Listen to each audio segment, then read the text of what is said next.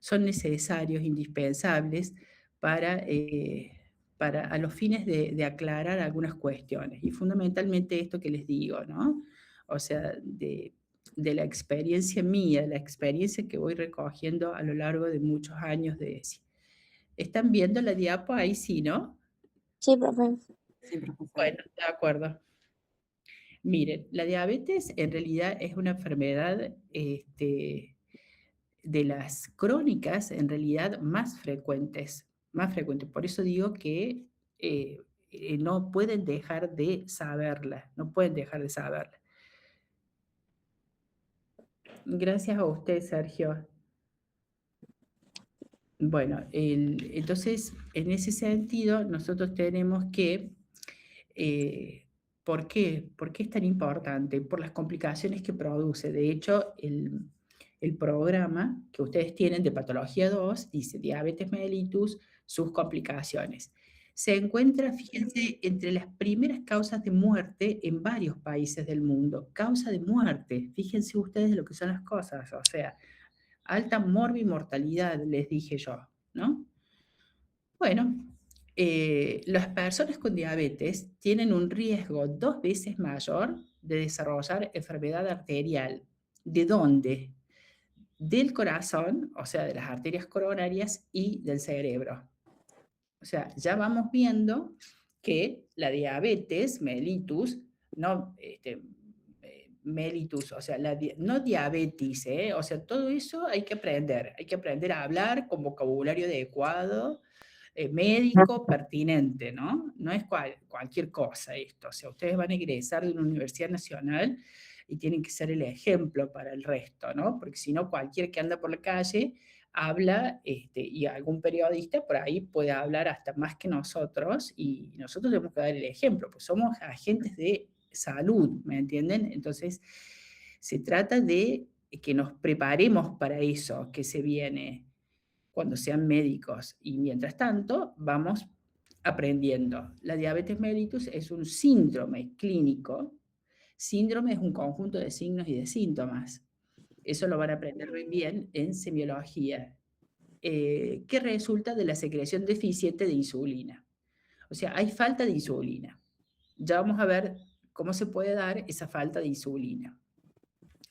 Esa falta puede ser absoluta, o sea, en términos absolutos, o relativa. Es decir, que esa falta se debe a una insuficiente secreción o a una resistencia periférica a la acción de la hormona en relación al aumento de la demanda de la insulina cuando, por ejemplo, la acción biológica se reduce o es menor a la acción biológica normal.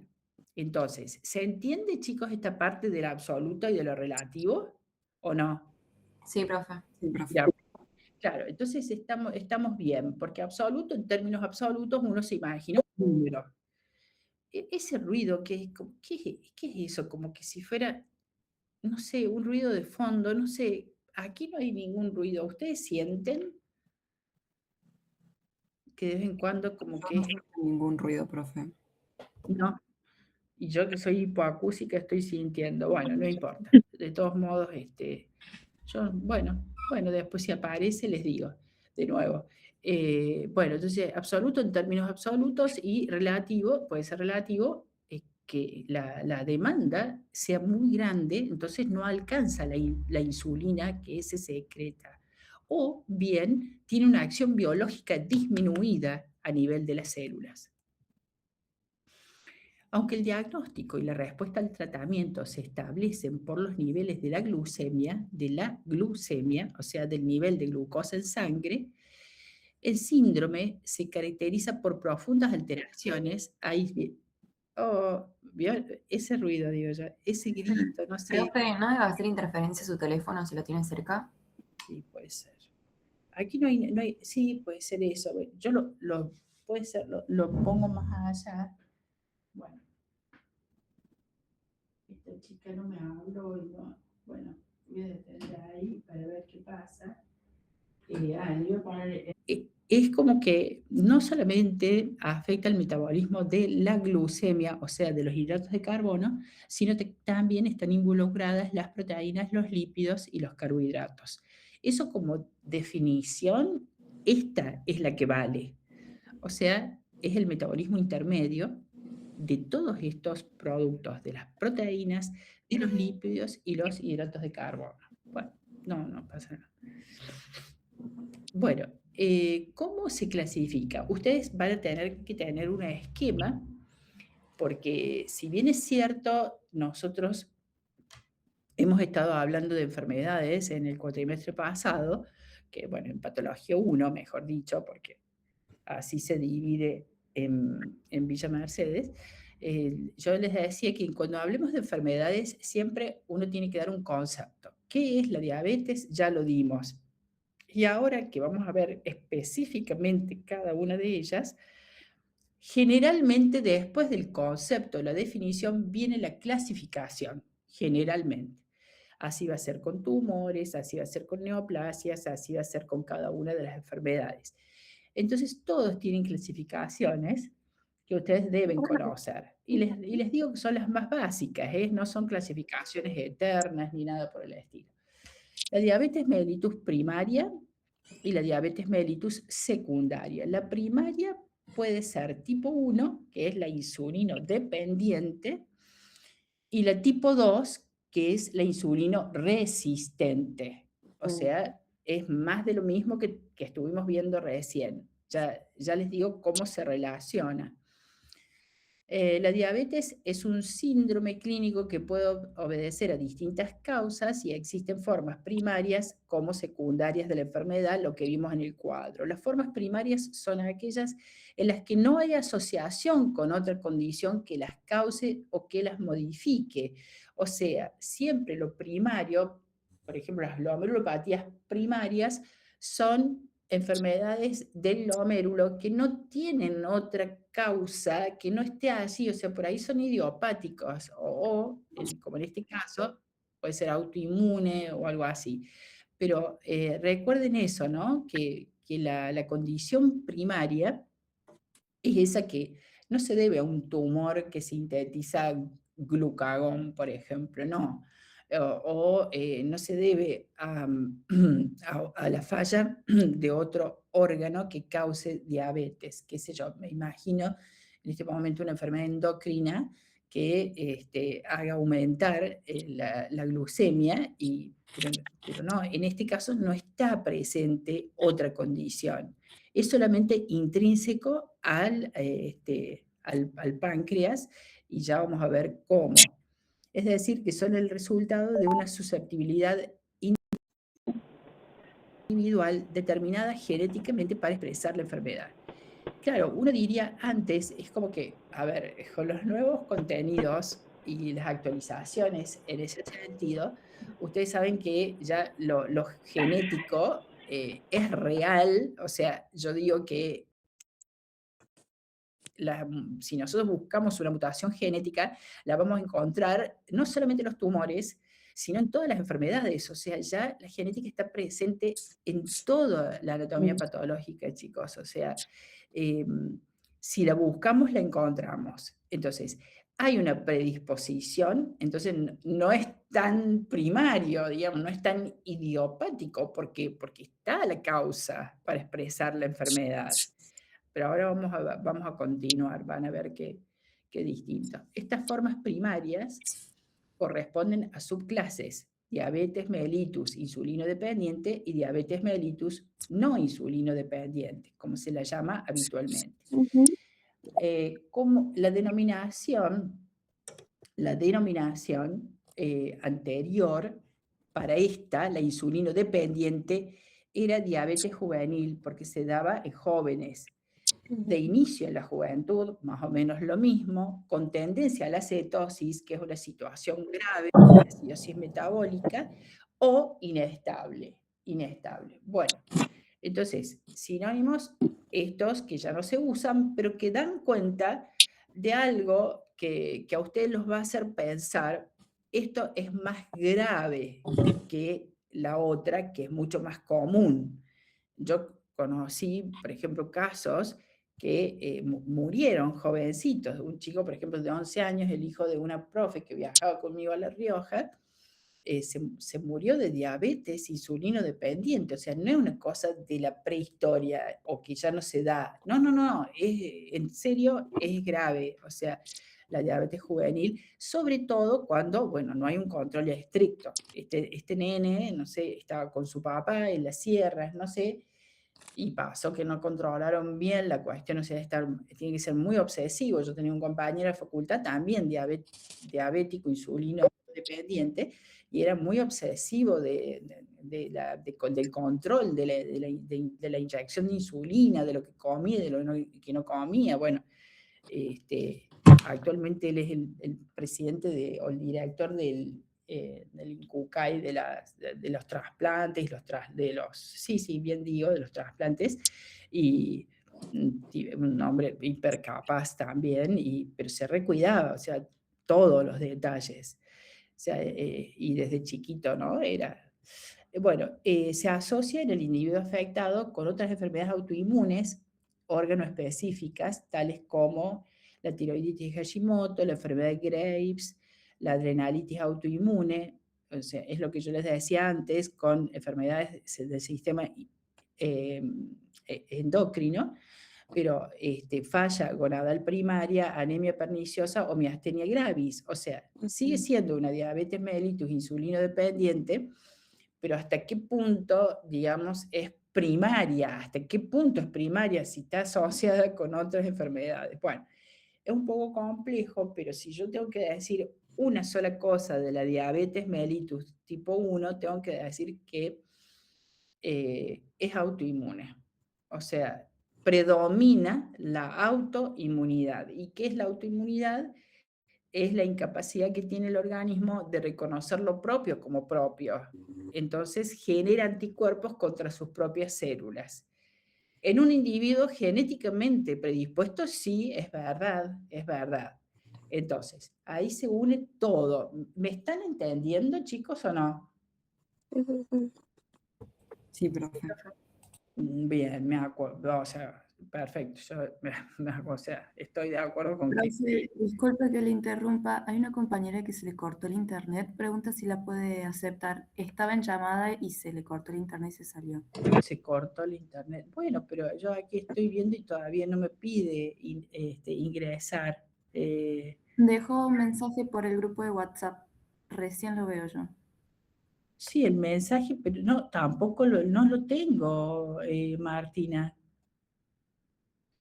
No lo tengo. Después estén atentos, por favor, a esto. Por favor, les pido el tiempo de inicio en la madurez y es resistente a la cetosis. O sea, la cetosis es un estado de acidosis metabólica que es bastante delicado. Esta, tipo 2, o como se llama, mejor denominación, insulino no dependiente, no es tan, no es tan propensa a desarrollar acidosis y es más estable realmente. O sea, esta es la más común, pero existe la otra, digamos, como les dije, ustedes se van a acordar de este caso que les conté.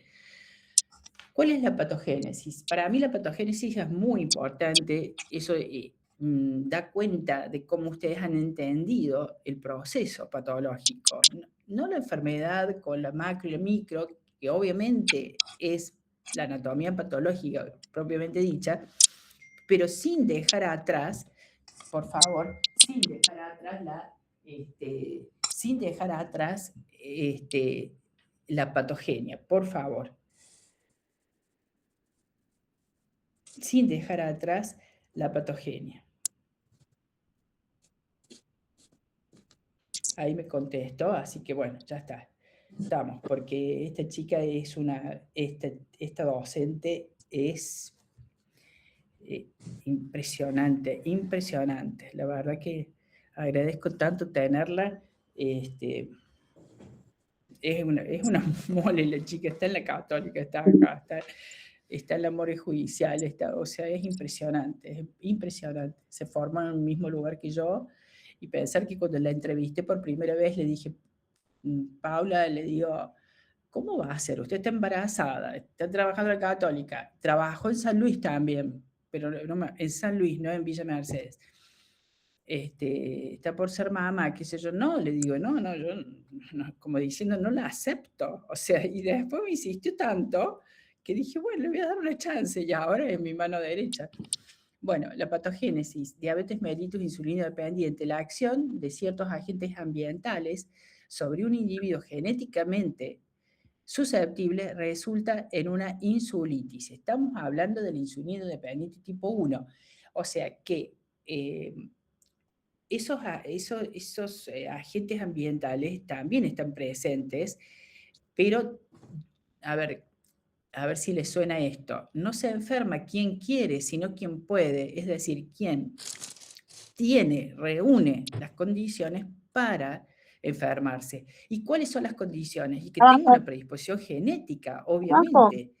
Entonces, si no está el factor ambiental y está la predisposición genética, bueno, tendrá que estar, por ejemplo, el fenómeno de autoinmunidad, pero yo digo que todas las enfermedades a esta altura de mi vida, después de muchos años, yo establezco siempre una tríada para la enfermedad, que es, en un lado está el ambiente, que puede ser tóxico o puede ser un microorganismo, un virus, una bacteria o cualquier otro agente ambiental, en la predisposición genética y el factor inmunológico, o sea que el sistema inmunológico del individuo esté, por ejemplo, deprimido. Entonces, ese juego de estas tres cosas desencadena la enfermedad. Yo siempre cuento, no es que le haga propaganda el cigarrillo, pero digo que hay muchos pacientes que fuman o hombres o mujeres que fuman y nunca van a hacer un cáncer de pulmón, pero ojo, por favor, tómenlo así como les digo, pero no porque el cigarrillo no cause el cáncer de pulmón, sino porque el individuo no tiene la predisposición genética, que de hecho está súper, mega, ultra comprobado que está en el cáncer de pulmón, y quizás tiene un sistema inmunológico que responde bien a la acción de este tóxico impresionante. Yo que di muchas clases sobre tabaquismo y hice extensión universitaria sobre tabaquismo, tiene más de 4.000 productos tóxicos.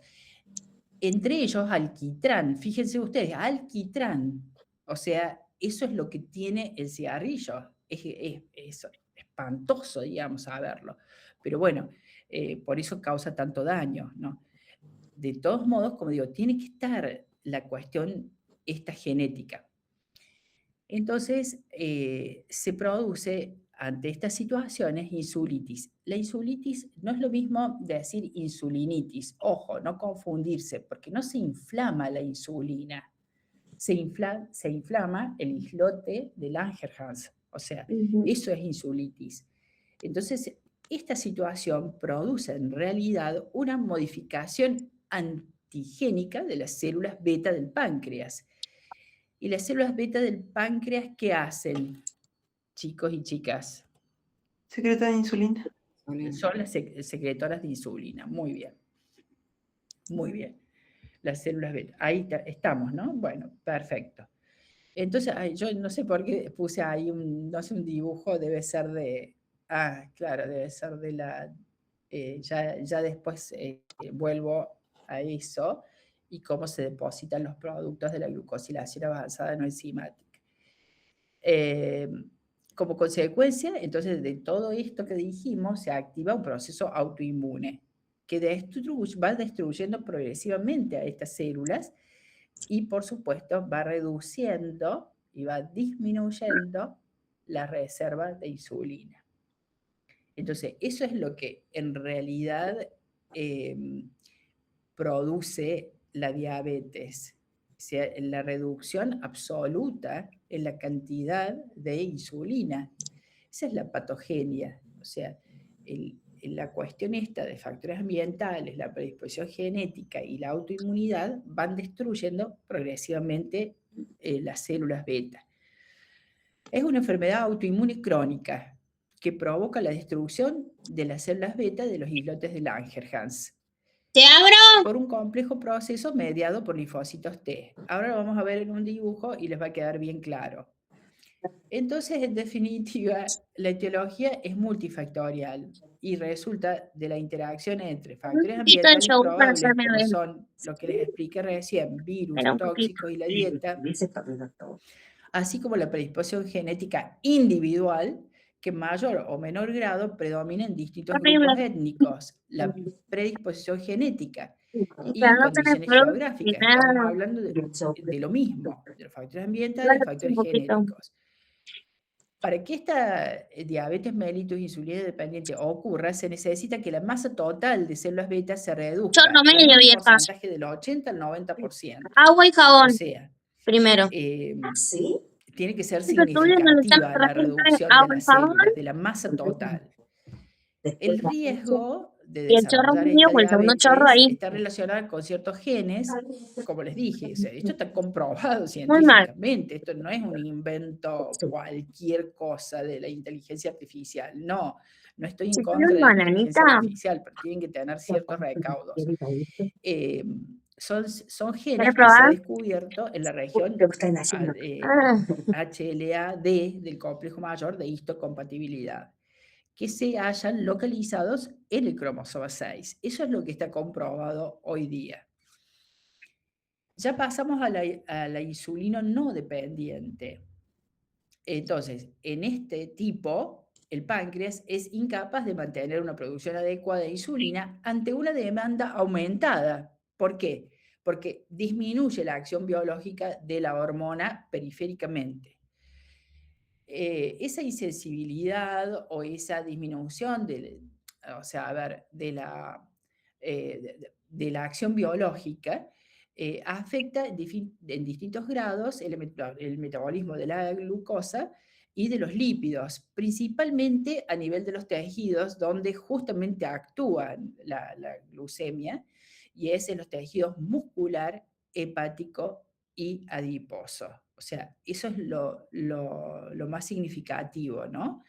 De esta afectación en el metabolismo de la glucosa, justamente localizados en tejido muscular, hepático y adiposo.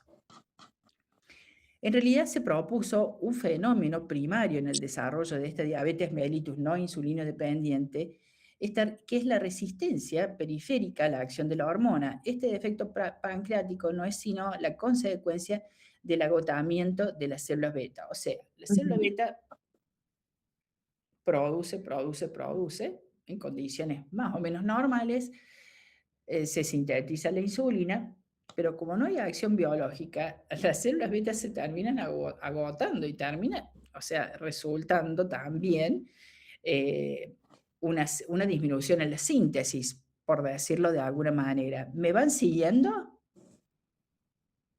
Sí, profe. De acuerdo. Cualquier cosa me detienen, por favor.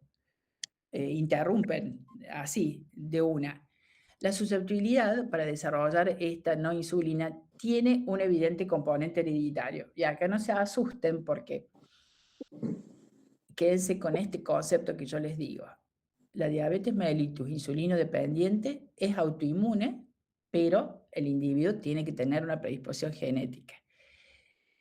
En la diabetes mellitus no insulino dependiente, el primer factor es el componente hereditario. Por eso hay familias de pacientes con diabetes tipo 2 sería, donde, por ejemplo, la obesidad está presente. Entonces, no me refiero a la obesidad estética, me refiero a la obesidad como mórbida. Entonces, yo les he deslizado y les he contado muchos factores patogénicos en la producción de la diabetes, pero quiero que les quede un concepto claro. La tipo 1 es autoinmune. La tipo 2, el componente hereditario es el principal. La enfermedad ocurre con mayor frecuencia en familiares de un individuo afectado, más frecuentemente que en la población general. Eso es lo que les dije. Y este dibujo, con estas fotos microscópicas, reduce todo lo que les conté antes. Normalmente, los islotes del páncreas y específicamente las células beta son las que producen insulina en cantidades normales. Esa insulina esa insulina, bien digo, se une a receptores de las células y esa unión produce el ingreso de la glucosa en las células. Por lo tanto, la glucemia tiene valores normales que nosotros no dijimos, pero que está entre 70 y 90 miligramos por decilitros. Cada vez son más bajos los valores.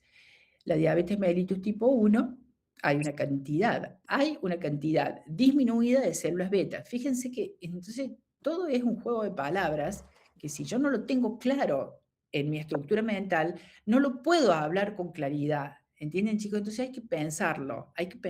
Hasta yo misma lo tengo que pensar cuando lo tengo claro, pero lo tengo que pensar igual para decirlo. Entonces, así es como se tienen que preparar ustedes para los exámenes, porque estas clases también tienen el objetivo de enseñarles a cómo uno tiene que hablar, ¿no? Porque por más que no sean patólogos y por más que no sean profesores de la universidad, que ojalá que les guste la docencia, pero bueno, claro, ya vieron que no es muy elegida y hoy menos que menos, porque se gana muy poco, yo ni hablo de eso, porque entonces deja de dar clases, o sea, ¿qué estás contando? Pero es horrible lo que está pasando hoy día. De todos modos, ustedes van a hablar con colegas, van a dar conferencias, van a hablar con pacientes, van a hablar con familias de pacientes, y bueno, y los conceptos y los contenidos los tienen que tener claros. Aquí hay una disminución absoluta de la masa total de las células beta, por lo tanto, disminuye la secreción de insulina y por lo tanto, disminuye la unión a los receptores y disminuye el ingreso de glucosa en las células, por lo tanto hay hiperglucemia. Y aquí tienen el fenómeno que yo les dije, que es insulitis. Insulitis. Todos estas estructuras que son linfocitos T, son los que provocan la inflamación crónica. Ya dijimos, es un proceso inflamatorio crónico. Entonces, eso va reduciendo significativamente la masa. Luego, bueno, eso va siendo reemplazado por tractos de fibrosis. La diabetes mellitus tipo 2, en general, al principio, nosotros tenemos una cantidad normal de células beta, pero fíjense, puede estar normal y después va aumentando, porque bueno, en realidad va queriendo responder a eso que pasa, que es una resistencia a la acción de la hormona. Entonces, o sea, hay cantidad suficiente. Después las células beta se agotan, se cansan, pero hay una resistencia o la demanda está muy aumentada y aquí también hay una hiperglucemia. Entonces, bueno, puede que nosotros en el islote encontremos, por ejemplo, fibrosis y alinización o tejido amiloide o depósito de amiloide en los islotes. ¿Cuáles son las complicaciones? Y acá me detengo un segundito para contarles que la microangiopatía se refiere específicamente, y es probable que ese haya sido el dibujo que yo hice antes, la microangiopatía se refiere a la afectación de los vasos más pequeños del organismo y es la causa de muchos trastornos y complicaciones de la diabetes, como son, por ejemplo, la gangrena de miembros inferiores o la oftalmopatía, que también, y retinopatía, que es debida a los vasos más pequeñitos que están afectados por la diabetes, y también a la polineuropatía. ¿Y por qué a la polineuropatía? Y ahora les voy a tratar de ver si puedo hacerles el dibujo de nuevo, porque en realidad es esto, sí, aquí les voy a hacer. O sea, nos concentramos en la microangiopatía, después tenemos nefropatía, que es el riñón diabético, vamos a ver cada una de ellas, la neuropatía, la retinopatía, y tiene una relación directa con la arteriosclerosis. Vamos por la neuropatía. Entonces nosotros tenemos, por ejemplo, un filete nervioso, que es este, donde está constituido este filete nervioso, hagamos de cuenta que está cortado transversalmente. Entonces este está constituido por células de Schwann, y las células de Schwann están rodeadas por la mielina. Este axón o filete nervioso cortado transversalmente, tiene un perineuro. ¿Qué es esto? Un perineuro. No sé si tengo una foto, pero bueno, ya cuando apenas veo un filete nervioso se los voy a mostrar. Ese perineuro tiene pequeños vasitos del calibre de los capilares. Esos vasos, que son los vasa nervorum del nervio, que irrigan el filete nervioso, están afectados, por ejemplo, por la diabetes y tienen una microangiopatía. Por lo tanto, empieza a reducirse la luz de ese vaso y por eso el paciente tiene neuropatía diabética. Es decir, están afectados los nervios, los filetes nerviosos de ese paciente. Entonces, ¿qué hace? Tiene, por ejemplo, pérdida de la sensibilidad, por eso puede quemarse y no se da cuenta. O sea, no siente, tiene como una anestesia por esta polineuropatía. Además, las úlceras no cicatrizan fácilmente y además produce los trastornos tróficos de la gangrena.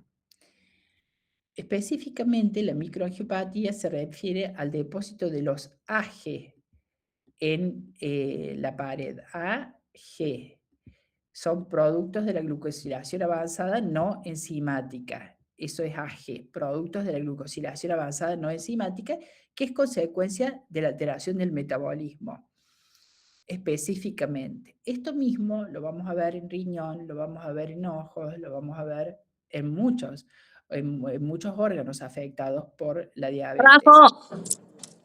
La neuropatía, ahora vamos a ver el riñón diabético, la retinopatía también la vamos a ver. Y la arteriosclerosis es así, porque ¿cómo se relaciona la diabetes con la arteriosclerosis? Están íntimamente relacionadas, porque esto lo tuve que estudiar de otro libro hace muchos años, que es un libro específicamente del paciente diabético, y es que en la pared de los vasos existe una enzima que se llama lipasa. ¿Están ahí o ya se cortó la llamada? Seguimos, profe. Oh, ok. Profe, tengo preparado el link para cuando quiera lo mando y nos unimos.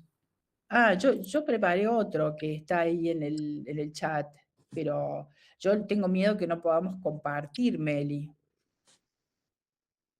Si lo creó usted. ¿Eso me dice o no? Marti lo creo. Yo lo creé, soy Marti. Pero ¿por qué no podría compartir, profe? Bueno, como quiera nos unimos a usted, no hay drama igual. No, probemos con el suyo, a ver si yo puedo compartir, probemos. Bueno. ¿De acuerdo? En la pared de los vasos sanguíneos existe una enzima que se llama lipasa, y esa lipasa es dependiente de insulina. Cuando la insulina está está faltando, digamos, esta enzima que actúa gracias a la insulina no actúa como debiera, por lo tanto no destruye los lípidos que se van depositando en la pared ¡Te vas a arterial. quedar! Entonces, eso es un factor predisponente para la arteriosclerosis. ¿Entienden el vínculo que hay entre arteriosclerosis y diabetes o no? Sí, que no está la lipasa. Sí, profe. Se entiende. O sea, acuérdense, lipasa de los vasos. Es una enzima que destruye normalmente los lípidos, pero en condiciones normales es dependiente de insulina. Cuando no hay insulina, lamentablemente no actúa. Estos son términos que se los tienen que saber de memoria, pero explicando cada situación. Porque esta es la causa de que el paciente vaya a insuficiencia renal, esta es la causa de que el paciente vaya a hemodiálisis, esta es una causa de muerte en el paciente diabético. En primer lugar, tenemos la glomerulosclerosis difusa, que Horrible, muchos pero me llegan. como que no saben bien qué es, pero es tan fácil, porque fíjense, o sea, yo entiendo que es fácil con el diario El Lunes conmigo, que soy patóloga, pero fíjense ustedes que en realidad No, yo no dije glomerulonefritis, yo dije glomerulosclerosis. Primero, esto no lo sabían, me parece, en el examen. ¿Y a qué se refiere? La palabra difusa se refiere a que afecta difusamente a todo el glomérulo. ¿Y qué es específicamente? Es el engrosamiento difuso de las membranas basales de los capilares. Estos son los capilares del ovillo glomerular. Claro, no sabían ni lo que era el mesagio, me parece. Yo no sé quién, no retengo, ni me interesa retener cuáles son los nombres de los chicos que no aprobaron.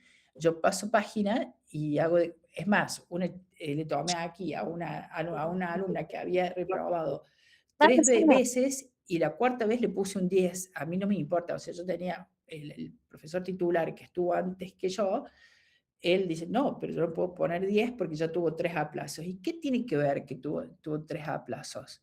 La chica se fue emocionadísima y yo también, porque era como tenía tanta claridad en los contenidos que yo dije, pero si se remerece el 10, ¿por qué no se lo voy a poner? O sea, así también soy honesta cuando no sabe la materia, o sea, es muy fácil para mí después de muchos años de experiencia. Entonces, ¿a qué se refiere el término esclerosis? Es como un endurecimiento en la pared de de los capilares glomerulares, porque son capilares. ¿Y por qué se engrosan difusamente? Por depósito de AGE, de los productos de la glucosilación que les dije recién. Esta se compara con esta, que no es difusa, sino que es nodular, porque se forman estos nódulos. Y se llama glomerulosclerosis también nodular intercapilar. Son nódulos de color hialino, también de AGE, que se tiñen positivamente con la coloración de paz. Y eso es importante que lo sepan. ¿Por qué? Porque hay que hacer el diagnóstico diferencial con amiloidosis. Si esto fuese amiloidosis, se teñiría positivamente ¿con qué? Con rojo Congo, profe. Bien, perfecto. Entonces, la glomerulosclerosis nodular hace referencia a estos nódulos que están metidos allí y son depósito de AGE. ¿Qué sucede? ¿Qué les parece que suceda con esto en el glomérulo y la función glomerular? ¿Qué sucede con qué? Un segundo. Disminuye la función glomerular, no va a poder filtrar del mismo modo que lo hacía antes. Perfecto, perfecto. Disminuye la función, disminuye el filtrado glomerular. Esa es la respuesta. Muy bien. La arteriolesclerosis, ya estamos hablando de arterias, por ejemplo, de mediano calibre que están por fuera del glomérulo, que son ramas del aferente, del eferente, y son estas. También tienen depósito de AGE en la pared. Entonces los vasos, o sea que hay una premisa muy importante en diabetes, y es que la diabetes en el riñón afecta todas las estructuras renales, o sea, los cálices, la pelvis, los glomérulos, el intersticio y los vasos sanguíneos. Todo se ve afectado en el riñón del paciente diabético. Puede tener una pielonefritis crónica, de hecho, pielonefritis lo vamos a ver en riñón, pero es una enfermedad inflamatoria de los cálices, la pelvis, el intersticio renal y la pelvis, de ahí viene la palabra pielo, crónica, porque tiene abundante infiltrado inflamatorio crónico, que el paciente con diabetes en realidad tiene predisposición a padecer infecciones, y la papilitis necrotizante o necrosis papilar, que es una situación bastante grave, que es poco frecuente, pero que puede ocurrir en el contexto de un paciente diabético. Bueno, aquí tienen la arteriopatía, ¿no? En el ojo, digamos, esta es una arteria bastante, qué sé yo, del calibre de una arteriola, pero si fuese, por ejemplo, de los vasos de la retina, puede ser una retinopatía no proliferativa o proliferativa.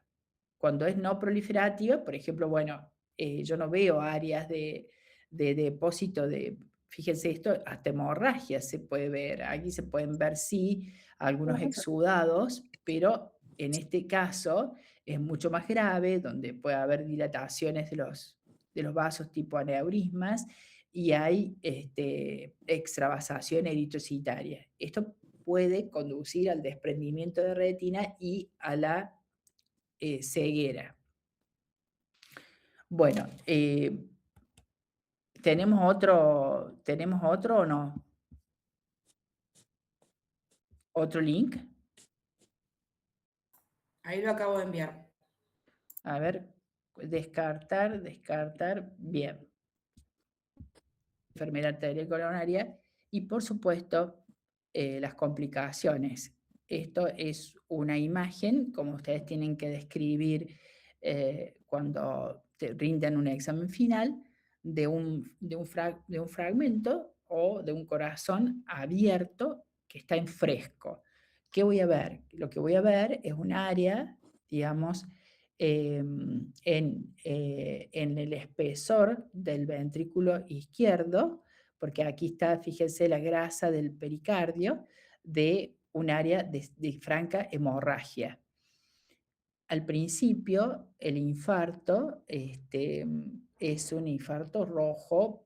Ojo con lo que les digo, porque bueno, no se confundan, no quiero confundirlos, menos que yo la menos indicada para confundirlos. ¿Qué quiere decir? Que al principio hay un intento. Si un paciente se muere en la calle por un infarto, yo no lo veo blanco o anémico al infarto en la morgue judicial, porque si se muere en la calle, lo tengo que trasladar a la morgue judicial a hacerle la autopsia. Entonces, yo lo abro al paciente para hacerle la autopsia y en realidad lo que veo es un área roja de sangre porque hay un intento, digamos, de colaterales de suplir esa isquemia que se produjo. Con el correr del tiempo, por supuesto, esa lesión se va transformando en una cicatriz fibrosa. Lo que sí, por supuesto, si yo tengo que fijar, porque de hecho este material se envía al laboratorio de anatomía patológica, se envía un fragmento, lo tengo que fijar. Y fijado en formol al 10% y cortado transversalmente, se ve esta gran zona negruzca. ¿Por qué? Porque la sangre fijada en formol se ve negra. ¿Me entienden lo que les digo o no? Sí, profe. Sí. Sí, no está tan difícil. Bueno, esto es un preparado, no lo aumente mucho así en tamaño, porque en realidad lo que se ven, otra cosa, por ejemplo, yo por ahí les pregunto, chicos, y repasen esto de la, a ver, de cómo es a ver, y repasen de cómo es la histología, porque, a ver, no pueden decir de que el músculo cardíaco es un músculo liso. No pueden decir que es esquelético. Tienen que decir lo que es un músculo estriado, especializado. Yo aquí lo que puedo ver son fibras musculares del corazón, por supuesto. Yo les tendría que decir de que esto es un corte de corazón, que lo tengo que ver sí o sí microscópicamente, que no tiene núcleos, las fibras no tienen núcleos, o sea, son fibras necróticas, literalmente. ¿Por qué? Porque han perdido su núcleo. Son como células fantasmas, por así decirlo.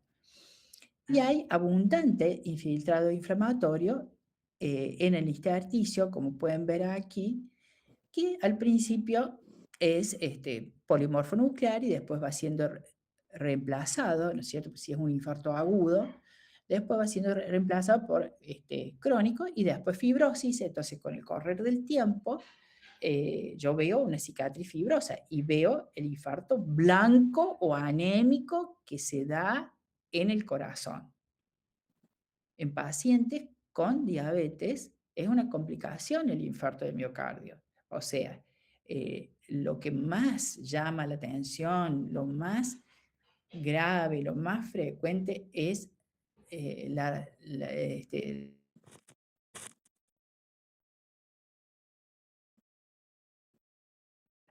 y en este caso, no olviden nunca la relación que hay entre la diabetes y la arteriosclerosis.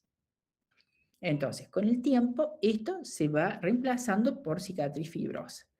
¿Qué otra complicación tiene el paciente diabético? Bueno, lo van a ver todo sistema nervioso, lo van a ver con el doctor Emma Loyola, como siempre, que yo es docente de la cátedra de aquí, pero que hace la residencia en neurocirugía, ya está terminando. Pero bueno, les muestro, por supuesto, un cerebro de autopsia que tiene una zona amplia de hemorragia. Esto es un infarto, que es un ACV hemorrágico. Y también el paciente con diabetes puede padecer de este tipo de complicación, por lo mismo, por la afectación de los vasos sanguíneos y también por la relación con la arteriosclerosis. Lo más frecuente, ya les dije, o sea, no van a decir una ACV, van a decir insuficiencia renal. Bueno, esto ya está, y quería mostrarles, no sé si es que está aquí, unas fotos de gangrena de miembros, sí, aquí está. Bueno, la gangrena de miembros inferiores es una complicación muy temida, fea, ¿no?, de la diabetes, porque esto es real, ¿no? Fíjense, aquí hay bastante edema, miren, no hay como una distinción entre tobillos, bueno, esto es las extremidades. ¿Por qué las extremidades? Por lo mismo que les expliqué antes, por la microangiopatía diabética.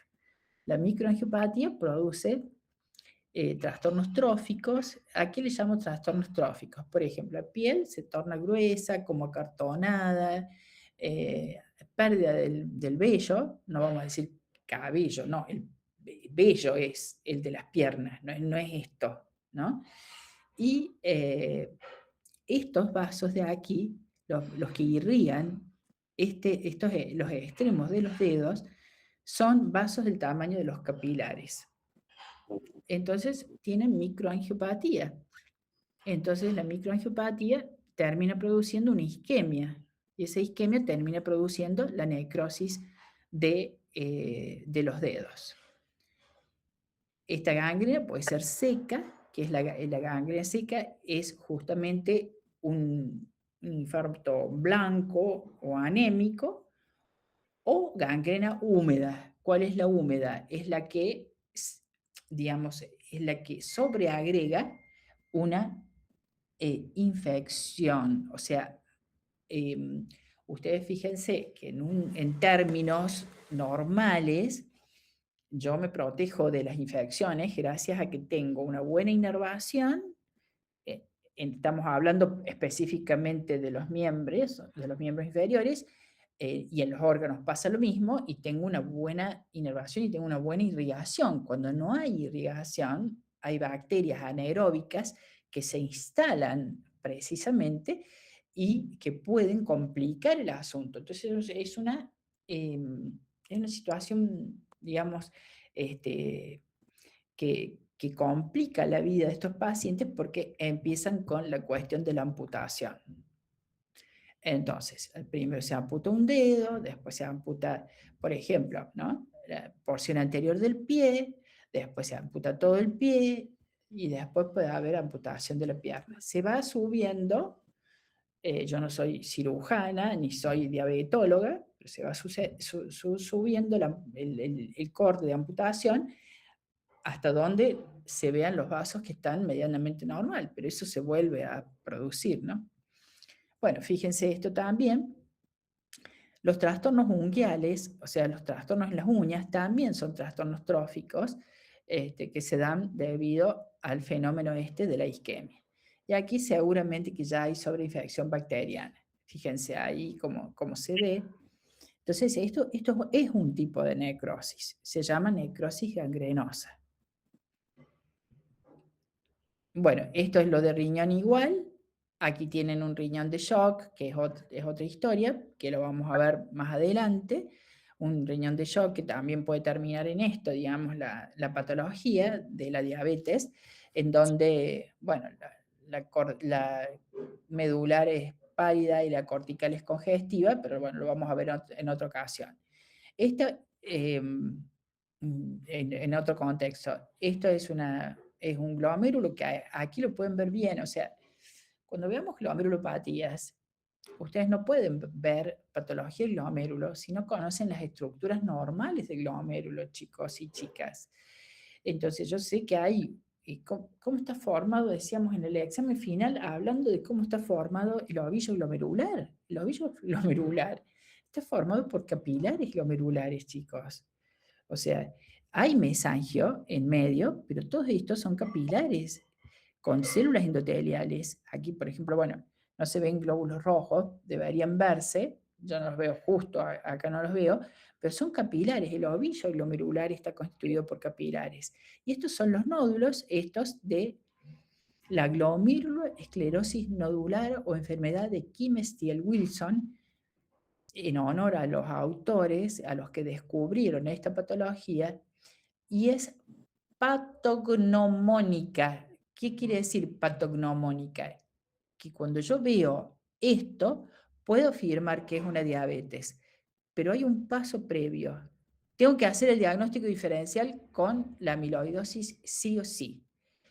Y tengo que hacer entonces coloración de PAS y rojo Congo. Si es PAS positiva, es diabetes, y si es PAS negativo y rojo Congo positivo, es amiloidosis. No solamente el ovillo glomerular, después tenemos el mesangio, tenemos el espacio glomerular, tenemos la cápsula de Bowman. La cápsula de Bowman, que acuérdense que tiene una lámina parietal, que es esta, y una lámina visceral que está pegada al ovillo glomerular. Entonces, ¿cómo voy a hacer yo para entender las glomerulopatías si antes no tengo idea de cómo está formado el glomérulo? O sea, yo recuerdo cuando cursé patología en el Hospital de Clínicas, la primera clase del profesor fue histología del glomérulo. Bueno, aquí tienen un riñón con pielonefritis crónica, que es otra complicación bastante frecuente. Volvemos a lo mismo. Fíjense que uno tiene que asociar, porque yo les dije recién, el paciente diabético es un paciente que tiene predisposición a padecer infecciones. Y el ejemplo más significativo es la gangrena de miembros inferiores. Pero también infecciones renales. Entonces, aquí tenemos un riñón fijado en formol que la superficie externa no es lisa. Tiene como depresiones, son cicatrices. Esas cicatrices en realidad dan cuenta de una fibrosis. Y la fibrosis se da en un contexto de cronicidad. O sea que el riñón puede ir a una situación de fibrosis que luego lo torna insuficiente, y eso es lo que hace que el paciente vaya a diálisis o que sea candidato a un trasplante. Y microscópicamente se ve esto, ¿no? Que se ve abundante filtro inflamatorio mononuclear que después es reemplazado por la fibrosis. Y la fibrosis después es reemplazada por cicatrices, o sea, literalmente por cicatrices que son colágeno. Eso.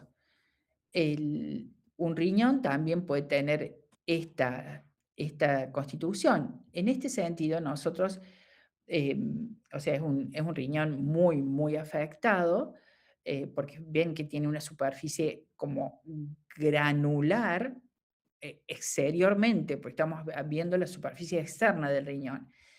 Y la biopsia renal da cuenta de glomérulos, que son muchos, y cuando una biopsia de riñón es buena cuando tiene más de 9 glomérulos, y aquí hay más, fíjense, todos están esclerosados, todos están totalmente esclerosados. En el intersticio veo infiltrado inflamatorio. Entonces, el filtrado glomerular no existe, ¿me entienden lo que digo? O sea, es bastante grave esta situación.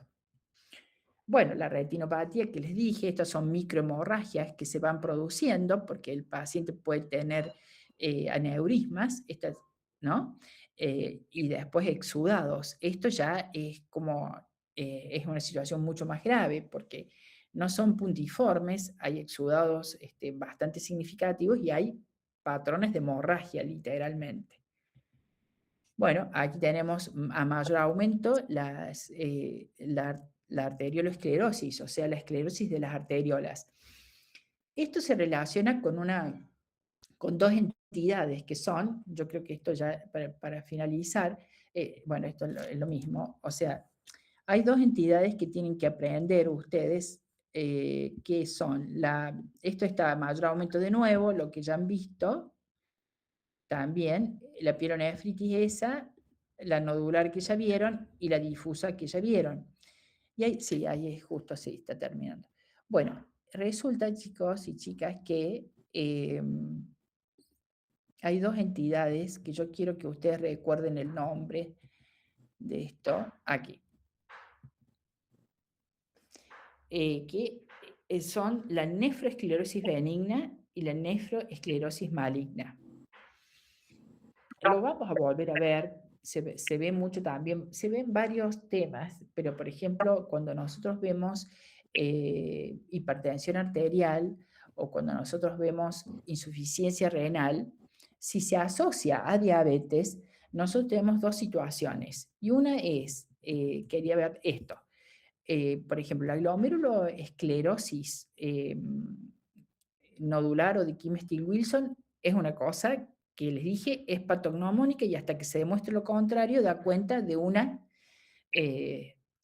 diabetes, ¿no? Siempre y cuando yo pueda hacer la correlación de PAS, el ácido hiperródico de Schiff.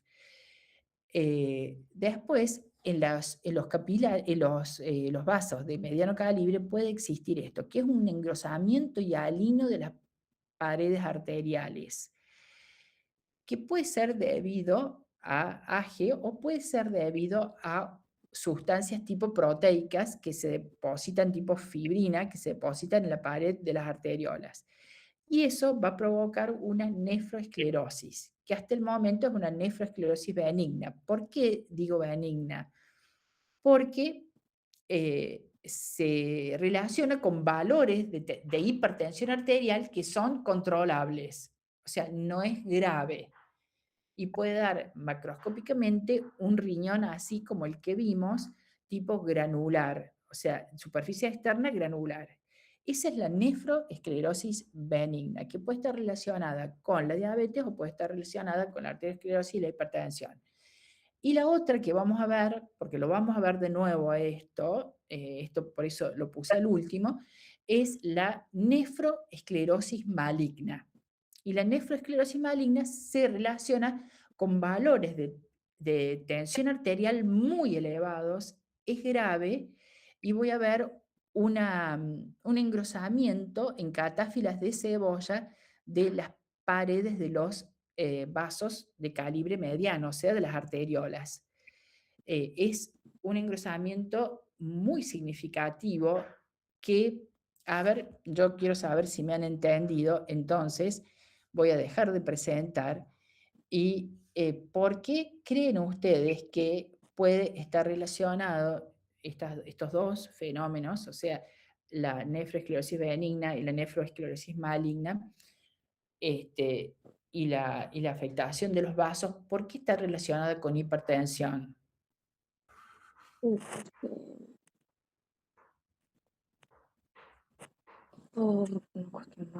Es aquí donde pueden equivocarse, digamos. ¿Por qué hablo yo de valores de presión arterial? ¿Puede ser porque el cambio de presión haga que el flujo de la circulación sea turbulento? ¿No No, puede ser por lo de la arteriosclerosis que nombró antes de la lipasa?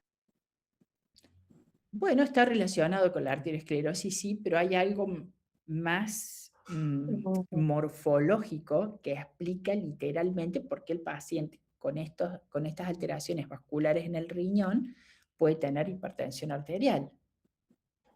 Sí. Tiene que ver con la tasa de filtrado glomerular, que no se llega a filtrar suficiente sangre y se acumula el sodio.